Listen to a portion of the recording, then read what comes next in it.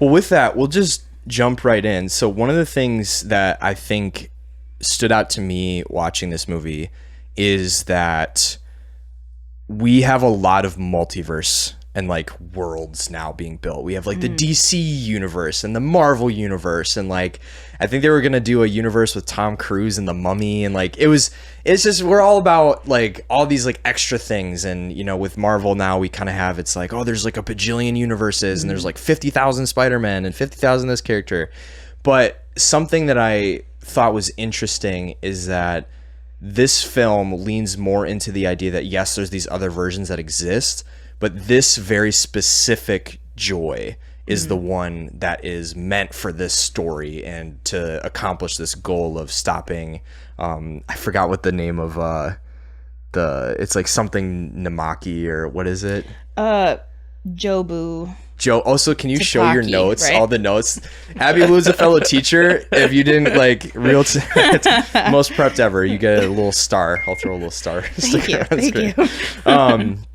So she is trying to reconnect with her daughter and stuff, and Wayman, one of the other Waymans, tells her that you are the one, like you're the most important one, and it's not in a like Avatar, like you're gonna save the world, but it's like you are the most critical one. So what do you think that is a theme, and actually connecting that to an idea in scripture that God has designed specifically one of us? Like there's just me, Josh, there's just you, Abby Blue, there's just these singular versions of us. And there's like, I know there's sometimes talk of like, oh, are we in a multiverse? Is this the Matrix? Is there like 800 other versions of us that are out there? Why might it actually be a really powerful idea for us to accept that we are the only us? Oof. I've actually like joked about having alternate universe like versions of me out there somewhere. Like even with Gloria, I think I've said like, in an alternate universe, I am a bookshop owner, or I am running my own coffee shop and things like that. And like, it's usually like just a joke of like, okay, if I wasn't a teacher, these are like different paths I probably would have explored. Mm-hmm. But then I liked thinking about this regarding like scripture and stuff, because then I was like thinking about how like wanting an alternate version of myself is like really stemming in a lot of like regret. And I think that was probably one of the most like harmful parts of this movie is like all of Evelyn's regrets. Like she had regret about her own choices, and then that obviously impacted so much of her marriage with Waymond and stuff. And so I feel like the multiverse, it just makes things easier to not prioritize the universe that we're in now, to not appreciate what we have if we are constantly thinking of like, well, what if I had made this path, or like made this decision instead? I think that it just almost takes away from the joy that we could find in our current universe, if that makes sense. Yeah, totally. Well, this is kind of more of a writer craft question, but I think it's kind of tangential to what this question is about, of just like there being a singular us. How do you feel about stories in our modern age that undo consequences, or the stories about going back in time and rescuing the future, or like going to the future and altering all these things where there's almost no consequence for the decision? Because I think that's something with this film that it kind of talks about, okay, well, like, yeah, maybe you didn't go with Waymond, but then this is where you would have ended up and you still would have been miserable. Or like, yeah, maybe you wouldn't have done this, but then these bad things still would have happened. Or it wasn't that this decision led to a perfect life. It was that it just created different problems or things like that. And I feel like we kind of have this romanticized Western film storytelling kind of addiction to like fixing the current by like going to these other timelines versus being here, like where things are messed up and broken, and actually like engaging with that. So what's kind of your feeling or opinion on like the fix the timeline kind of narrative?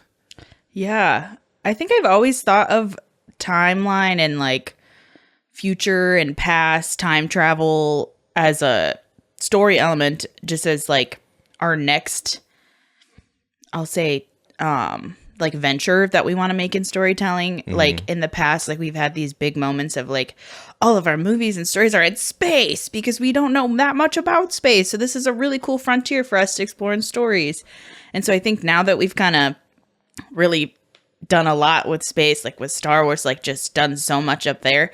Now we're like, okay, what's our next thing that we could explore that's this unexplored place for our exciting heroes to venture to? And that's the past or the future. And if we're able to make those changes, like I think that has just always been how I saw it, if that makes sense. And so I like the idea that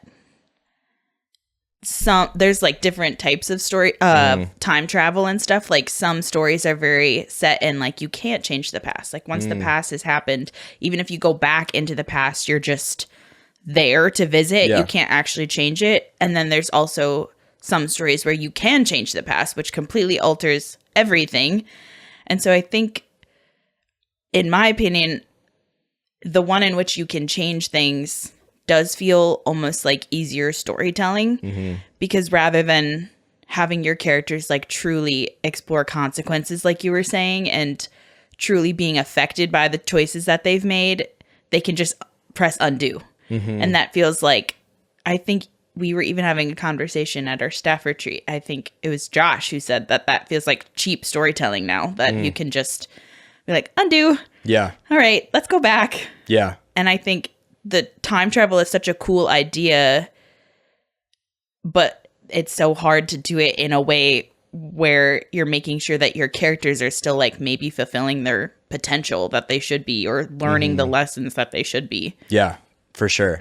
So how would you describe the way, because it wasn't really quite time travel, it was more like alternate realities for this movie. How would you describe that actually working to nail home that this particular joy was important, that they're like, she, even though there were these other versions, like she had value and meaning, even though there was all these other joys out there and like who did different things? Yeah. Can I clarify, Joy or Evelyn? Evelyn, sorry. I keep thinking Joy. Evelyn is what I mean. Yeah. Yeah. Yep. Okay. Well, I thought it was funny that when Waymond was like, you are the only one who can save us all because you are the one who has failed the most. Every passing moment you feel you might have missed your chance to make something of your life.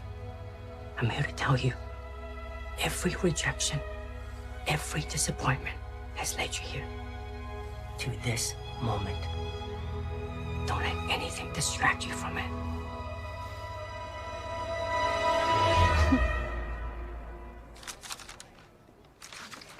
Do you think this is funny? Yeah. It's like, wow, that's not a good pep talk.